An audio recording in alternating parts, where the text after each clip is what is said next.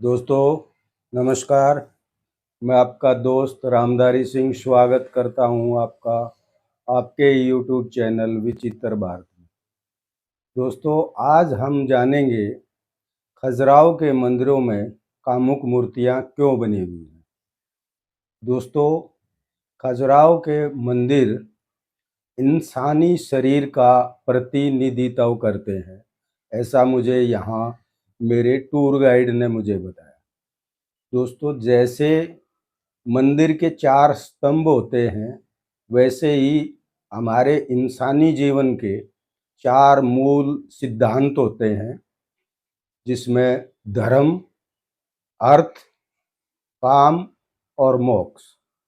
इन्हीं चारों मूल सिद्धांतों का प्रतिनिधित्व यहाँ खजुराहो के मंदिर करते हैं। दोस्तों हमारे जीवन में जो कुछ हम करते हैं वो सब यहाँ पर मंदिरों में बाहर मूर्तियों के रूप में दर्शाया गया है। तो दोस्तों आज हम खजुराहो के कामुक मूर्तियों के बारे में बात करें। हम धर्म को निभाते हुए अर्थ यानी पैसा कमाते हैं, धन कमाते हैं और संभोग से हम संतान उत्पत्ति करते हैं और उसके बाद हम मोक्ष को भी प्राप्त हो सकते हैं, मूर्तिकार ये कहना चाहता है। दोस्तों यहाँ पे जैसा मैंने पहले पिछले वीडियो में बताया और मैंने आपको दिखाया था कि कंदारिया महादेव मंदिर में बड़े स्तर पे कामुक मूर्तियाँ बनी हुई हैं। दोस्तों वो मूर्तियाँ ये मूर्तियाँ हैं। दोस्तों हम बात करेंगे ऊपर से नीचे तक तीनों मूर्तियों की। दोस्तों इसमें जो ऊपर वाली जो मूर्ति है उसमें काम को जब हम प्रारंभ करते हैं उस अवस्था को दिखाया गया है, और दूसरी जो मूर्ति है उसमें काम को करते हुए दिखाया गया है, और तीसरी मूर्ति के बारे में मैं बाद में बात करूंगा। दोस्तों आप ध्यान से देखिए इस मूर्ति को। इस मूर्ति के अंदर पत्थरों के रंग पे भी आप ध्यान दीजिए। ये पत्थरों का रंग भी अलग अलग है, और वो रंग जब हम उस काम को कर रहे होते हैं तब हमारे शरीर का क्या रंग होता है उसी को दिखाया है। और इतना जीवंत इसका इनकी रचना की गई है कि आप अगर मूर्ति को देखें ध्यान से तो आपको ऐसा प्रतीत होगा, ऐसा लगेगा कि शायद अब ये मूर्ति बोल पड़ेगी या इसमें कोई गतिविधि होगी, हिलेगी। दोस्तों मूर्तिकार ये बताना चाहता है यहाँ पे ऊपर की 2 मूर्तियों में कि हम अपनी काम ऊर्जा को ऊपर से नीचे की तरफ बहाते हैं, विसर्जित करते हैं। दोस्तों ये आम हम जीवन में ऐसा ही करते हैं, क्योंकि हमारी जो काम ऊर्जा है वो ऊपर से नीचे की तरफ विसर्जित होती है। दोस्तों अब मैं बात करूंगा तीसरी मूर्ति के बारे में, और ये जो तीसरी मूर्ति है इसको मैं अलग से एडिट करके इसको अकेली मूर्ति को आपको दिखाने की कोशिश करता हूँ, ताकि आप ठीक से समझ पाएँ और वहीं पहुँच पाएँ जहाँ मूर्तिकार हमें पहुँचाना चाहता है। दोस्तों ये देखिए, ये जो तीसरी मूर्ति है इसको मैंने बिल्कुल अकेला कर दिया है, और अब आप इसको ठीक से देख पाओगे, समझ पाओगे। दोस्तों ये एक पुरुष एक स्त्री के साथ दूसरी स्त्रियों की मदद से संभोग कर रहा है। क्या ऐसा संभोग संभव है?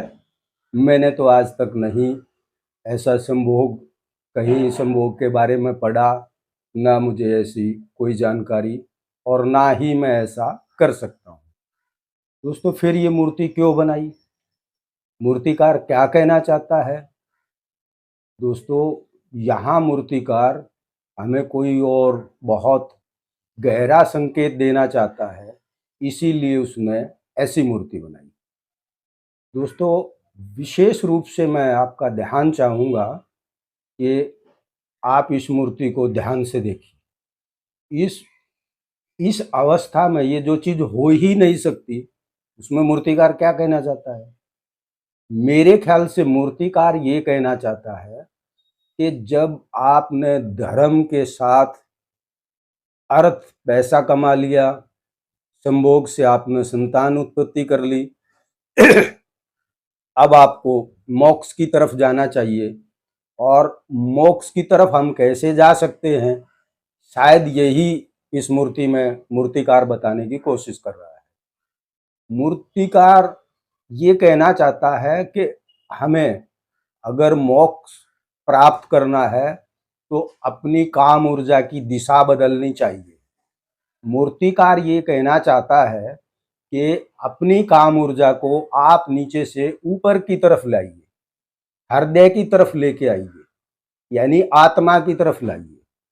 ऐसा मैं किस आधार पे कह रहा हूँ, आप देखिए इस मूर्ति को, मैं फिर से कह रहा हूँ, आप ध्यान से देखिए। इस मूर्ति में जो पुरुष है उसने गले में एक हार पहना हुआ है और वो हार बिल्कुल उसी स्थान पर है जहां उसको होना चाहिए। लेकिन इस मुद्रा में या इस अवस्था में हम कोई हार पहनते हैं तो वो हार वहां टिका नहीं रहेगा। पुरुष इस अवस्था में उल्टा है तो हार उसके मुंह पे गिरना चाहिए था, लेकिन हार नहीं गिर रहा है। हार बिल्कुल उसी स्थान पे है जहां उसको होना चाहिए। तो फिर ये मूर्तिकार क्या कहना चाहता है? यही मूर्तिकार संकेत दे रहा है कि आप अपनी काम ऊर्जा को हृदय की तरफ लाइए, और हृदय की तरफ लाएंगे यानी आप अपनी आत्मा की तरफ लाएंगे तो आप समाधि में चले जाएंगे, और वो समाधि होगी संभोग से समाधि। दोस्तों, ऐसा करने के बाद हम अपने अंदर जब झांकेंगे, अपनी आत्मा तक हम पहुंच पाएंगे, तब हमें परमात्मा मिलेगा, और वो परमात्मा से हमारी आत्मा का मिलन ही मोक्ष है। तो दोस्तों, यहाँ पे मूर्तिकार हमें मोक्ष का रास्ता बता रहा है कि हम ऐसा करेंगे तो हम मोक्ष को प्राप्त हो सकते हैं। दोस्तों, इसी मूर्ति को देखकर रजनीश यानी ओशो ने संभोग से समाधि किताब लिखने की प्रेरणा मिली। ऐसा मैं इसलिए कह रहा हूँ कि मेरे जो टूर गाइड थे वो रजनीश के फॉलोअर थे, और उन्होंने मुझे बताया कि जब रजनीश जिंदा थे तो वो 3 से 4 बार यहाँ आए। तो दोस्तों, इस आधार पे मैं कह रहा हूँ कि रजनीश को संभोग से समाधि किताब लिखने की प्रेरणा इसी मूर्ति से मिली। दोस्तों, ये जो विश्लेषण है ये मैंने कुछ हद तक मेरे टूर गाइड ने जो मुझे बताया वो है, और बाकी मैंने अपने आत्म मंथन से जो मैं समझ पाया उसका मैंने विश्लेषण करके आपको बताया। हो सकता है कि आप मेरे से अच्छा विश्लेषण कर सकते हो, और अगर आपके पास ऐसा कोई विश्लेषण के बारे में विचार है तो आप मुझे कमेंट्स के माध्यम से ज़रूर बताइएगा, ताकि मैं अपने आप को अपडेट कर सकूं। तो दोस्तों, ये थी आज की का विश्लेषण। मैं उम्मीद करता हूं कि आपको ये अच्छा लगा होगा।